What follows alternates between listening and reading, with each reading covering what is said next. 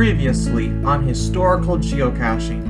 My dad, sister, and I are on the hunt for historical markers in southeast Michigan. So far, we've found the historic Highland Station train depot and learned of the industrial connection that Milford had to Henry Ford.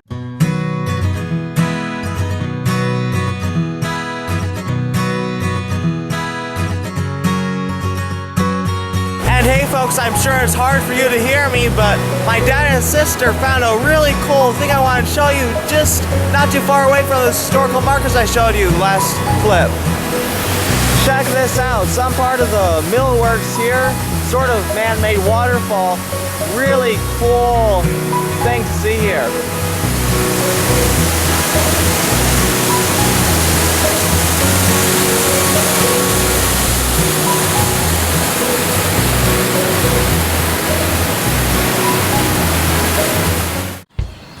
And welcome folks to Milford Central Park and their very nice Veterans Memorial to all of the soldiers, the men and women who have died to keep our country free.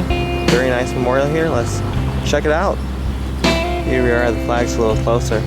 See a monument here. It says this is dedicated in honor of the women and men who made the supreme sacrifice in all wars. And here it talks about all sorts of the different wars that sadly fought over the years.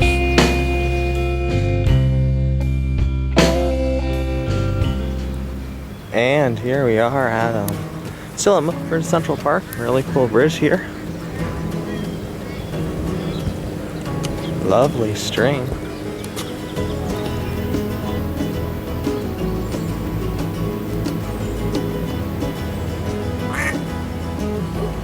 Check this out folks, we are still in the little bridge at Milford Central Park. My dad pointed out, or my sister, check out all these fish down here. Now I don't know if you can see them, yeah, you can see a few of them I think. I don't think I've seen fish like this for a while. Neat to see them. There's the bridge. Walked a little ways. And check out these beautiful wildflowers. Sorry to say, I don't remember the name of these wildflowers, but they sure are very pretty. Really happy to see them. Really need to explore this really cool park. And here we are in Milford Central Park. We come along the stream here.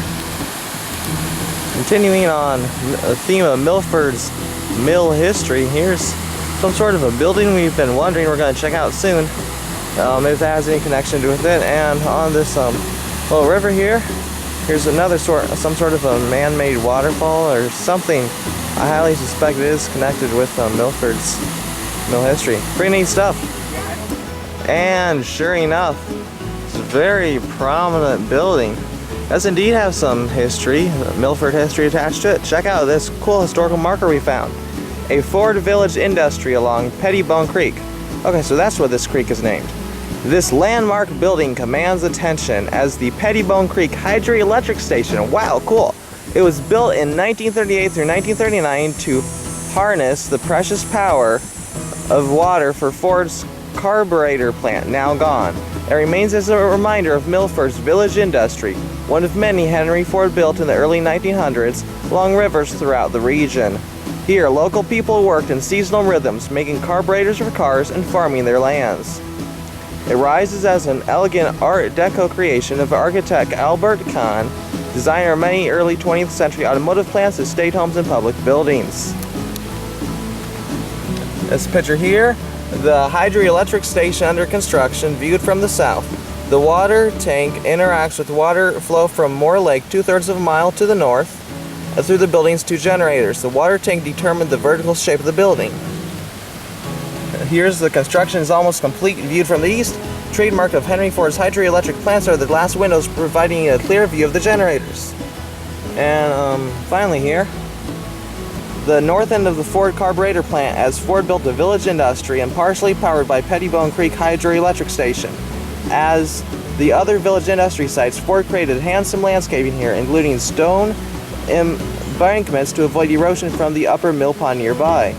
This factory was torn down in 2001. Well, that's really cool. It's just some awesome history. Neat to be here. The actual sites of this Ford's village industry. Cool history that I had no clue I was going to find until I got here. That's how it goes, folks. Lots of fun. Okay, we are still very near the Ford's hydroelectric plant here.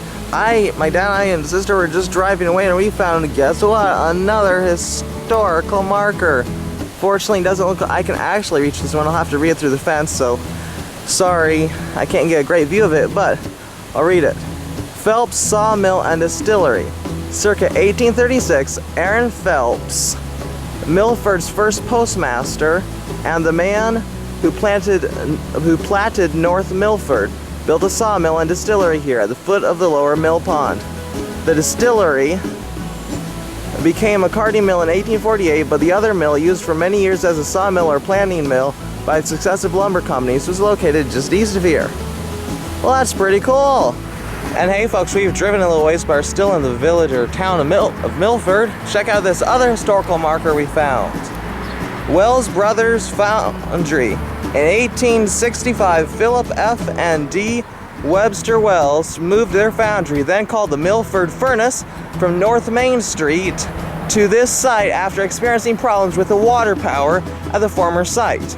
A water power their father had developed.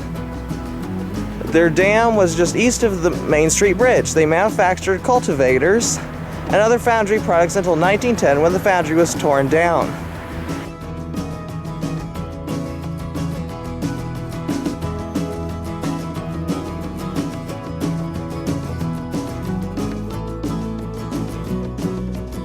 Well, that about sums up our little historical marker adventure in Milford, Michigan. Sure was a lot of fun to visit all these historical markers. You know, at the start, it was just my dad and I had seen 2 or 3 historical markers along the road, main road. We were like, hey, let's go check those out. But today, as we get out there, we find there's even more historical markers, that Milford had even more history to offer to us than we could ever imagine. It was so much fun, not only to visit the Highland Station, but also to all the different mills, Milford's mill history, and how Henry Ford built a village industry in Milford. I had no clue that history was here in Milford until I was actually on site, on location filming. So it was really neat to learn that history and about the foundry. Just a lot of fun.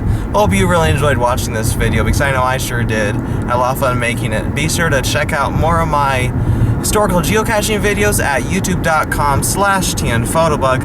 And until next time, this is Geocacher TN Photobug signing out. I'm having a blast with Bast.